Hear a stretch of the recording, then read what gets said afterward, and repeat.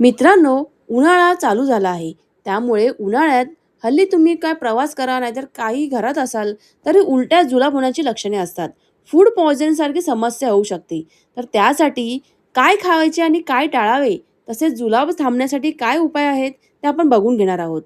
तर उन्हाळ्यात वाढते तापमान आणि दूषित अन्न पाणी यामुळे जुलाब आणि उलटीसारखे पोटाचे विकार सामान्यतः आढळून येतात.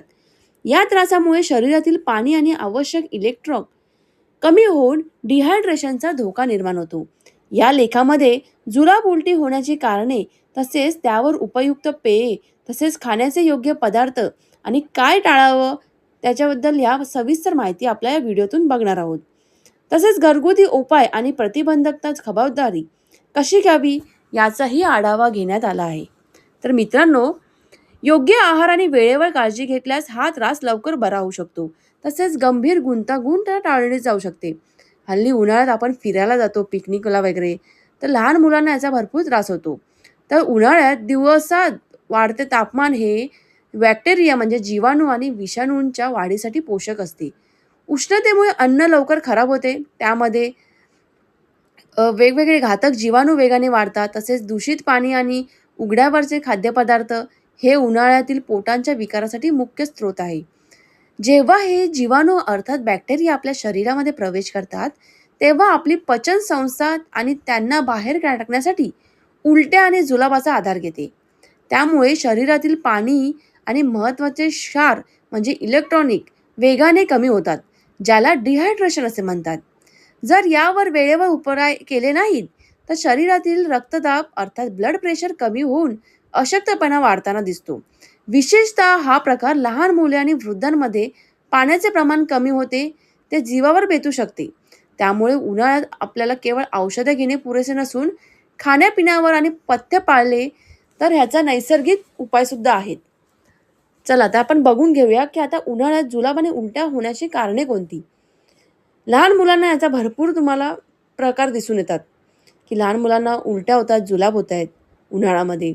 तर पहिलं म्हणजे अन्न खराब होणे. उच्च तापमानामुळे अन्नातील ओलावा जीवाणूंना आकर्षित करतो. त्यामुळे फूड पॉयझनिंग होते. तसेच दूषित पाणी म्हणजे उन्हाळ्यात पाण्याची टंचाई असते. अशा वेळी असुरक्षित स्रोत पाणी पिल्याने कॉलरा, टायफॉइडसारखा धोका वाढतो. नंतर डिहायड्रेशन, अतिउष्णतेमुळे शरीरातील पाण्याचे संतुलन बिघडते, ज्याचा परिणाम आपल्या पचनसंस्थेवर होतो. उघड्यावरचे पदार्थ, रस्त्यावरील बर्फाचे गोळे, कापलेली फळे, रस, बॅक्टेरिया असण्याची जास्त शक्यता असते. तसेच अतिसाराचे कारण ओळखण्याची पद्धत म्हणजे अतिसाराच्या बाबतीत कारणीभूत जीवाणू किंवा विषाणू निश्चित करण्यासाठी स्टूल बायोफायर हा जलद एक मार्ग आहे. तर आता आपण बघणार आहोत की लहान मुलांना जुलाब होतात आणि ते थांबत नाही. तर ते थांबण्यासाठी कोणते पेय, काय प्यायचं आपल्याला, काय ड्रिंक्स, कुठले ड्रिंक्स घेणे आवश्यक आहे. उन्हाळ्याच्या सुट्टीमध्ये आपले लोक खूप बाहेर फिरतात. तर त्यासाठी आधीच मुलांना तुम्ही तयार केलं पाहिजे. नाहीतर तुम्ही पिकनिकला गेल्यावर मुलं आजारी पडलेला आपला सुद्धा मूड ऑफ होतो. तर शरीरातील पाण्याचे प्रमाण टिकवून ठेवणे हा एक पहिला उपचार आहे. दुसरं म्हणजे ORS. जागतिक आरोग्य संघटनेने प्रमाणित केलेले ORS पाणी शरीरातील साखर आणि मिठाचे प्रमाण त्वरित संतुलित करते. तर तुम्ही फ्रुटी वगैरे घेण्यापेक्षा ORS तुम्हाला मेडिकलमध्ये मिळतं. ते ज्यूस तुम्ही मुलांना दिलं तरी त्याने पुन्हा आपलं बॉडी हायड्रेट होतं. तिसरं नारळ पाणी. यात पोटॅशियम आणि मॅग्नेशियम भरपूर असते. ते जुलाबावाटे बाहेर पडलेले क्षार भरून काढते. त्यामुळे जुलाब होण्याच्या आधीच मुलांना कुणी तुम्ही फिरायला गेला तर हे प्रकार तुम्ही देऊ शकता. ताक. ताकामध्ये प्रोबायोटिक्स असतात, जे पोटातील चांगल्या बॅक्टेरियांची संख्या वाढवतात आणि पचनसुद्धा सुधारवतात. लिंबू पाणी. साखर आणि चिमूटभर मीठ टाकलेले लिंबू पाणी ऊर्जा देते आणि मळमळ कमी करते.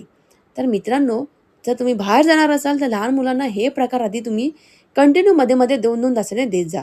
त्यामुळे त्यांना उन्हाचा पण त्रास होणार नाही आणि आजार पण पकडणार नाही. तर आता काय खायचं? तर फूडमध्ये आपल्याला काय खायचं? आपल्या उन्हाळ्यामध्ये तर केळी. केळीमध्ये पेक्टिन असते, जे शौच घट्ट करण्यास मदत करते. जर कोणाला जुलाब झाली असेल तर तुम्ही त्याच्यावर केळी खावा. पोटॅशियमचे कमतरता भरून काढते. त्यामुळे जुलाब थांबून केळीमुळे जुलाब लगेच थांबतात आणि सामान्य नॉर्मल आपली शी तयार होते. दुसरं म्हणजे भात. मऊ शिजवलेला पांढरा भात किंवा पेज पचायला हलकी असते आणि ऊर्जा देते. तिसरं म्हणजे सफरचंद. सफरचंदाचे साल काढून ते खाल्ल्याने पोटाला सुद्धा थंडावा मिळतो.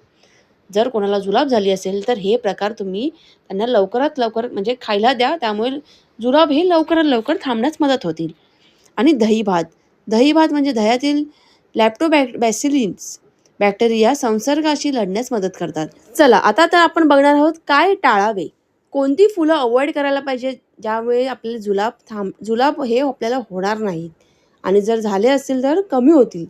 तर दूध आणि दुधाचे पदार्थ म्हणजे जुलाब असताना शरीर हे लॅक्टोज पचवू शकत नाही, ज्यामुळे गॅस आणि पोटदुखी वाढते.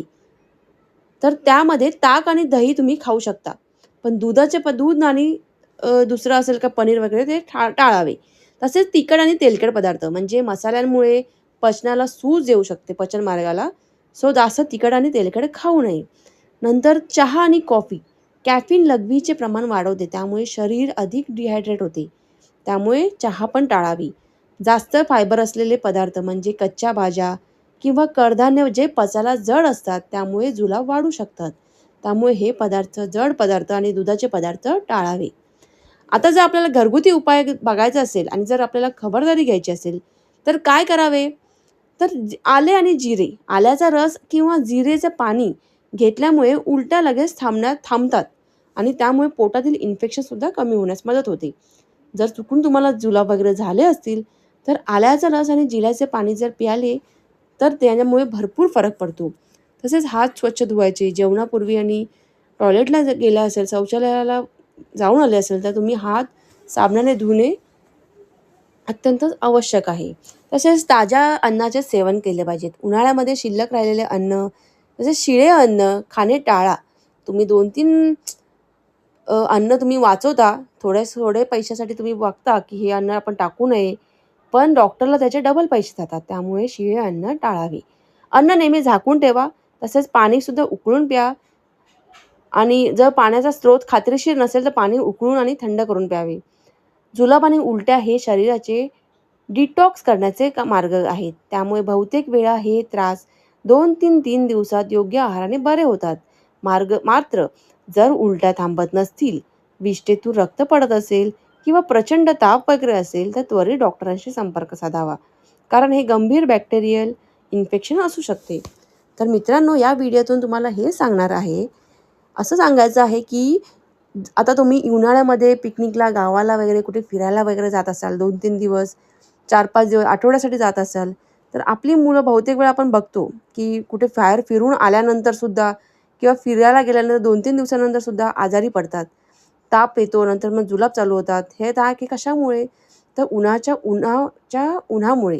उन्हाळ्यात जेवढं तापमान असतं ते लहान मुलांना त्यांचे शरीर सहन नाही करू शकत. त्यासाठी तुम्हाला खबरदारी म्हणजे तुम्हाला हे सगळे प्रकार तुम्हाला तुम्हाला हे सगळे पदार्थ तुम्हाला डोक्यामध्ये घालून त्या मुलांना तुम्हाला खायला दिलं पाहिजे. तसेच पाणी म्हणजे आता सगळे सांगितलं, पाण्याचं जास्त प्रमाण तुम्हाला शरीरामध्ये मुलांना द्यायला पाहिजे. तसेच ORS, ताक, दही ह्यासारखे पदार्थ तुम्ही लहान मुलांना 1-1 दिवसाला रोज असं देत जा. 2-3 तासाला तुम्ही ट्रॅव्हलिंगमध्ये असाल तर ट्रॅव्हलिंगमध्ये असताना दही हा पदार्थ तुम्ही त्यांच्यामध्ये ॲड करा. त्यामुळे ते लवकर आजारी पडणार नाही. तसेच फळांमध्ये केळी, सफरचंद ठेवा, ज्यामुळे त्यांना उन्हाचा त्रास होणार नाही आणि ते सुद्धा एन्जॉय करू शकतात आणि तुम्ही सुद्धा एन्जॉय करू शकतात. तर मित्रांनो, माझा व्हिडिओ जर तुम्हाला कसा आवडला ते मला कमेंट करून नक्की कळवा. त्यामुळे या व्हिडिओमुळे तुम्हाला बहुतेक माहितीसुद्धा मिळाली असेल. तसेच तुमच्या कोण फ्रेंड सर्कलमध्ये कोण बाहेर वगैरे फिरायला जाणार असेल त्यांनासुद्धा तुम्ही शेअर करू शकता. आणि व्हिडिओ असेच नवीन माहिती जाणून घेण्यासाठी, वास्तू टिप्स, हेल्थ टिप्स जाणून घेण्यासाठी माझ्या चॅनलला सतत फॉलो करत राहा आणि कमेंट करून मला नक्की कळवा की हा व्हिडिओ तुम्हाला कसा वाटला. श्री स्वामी समर्थ.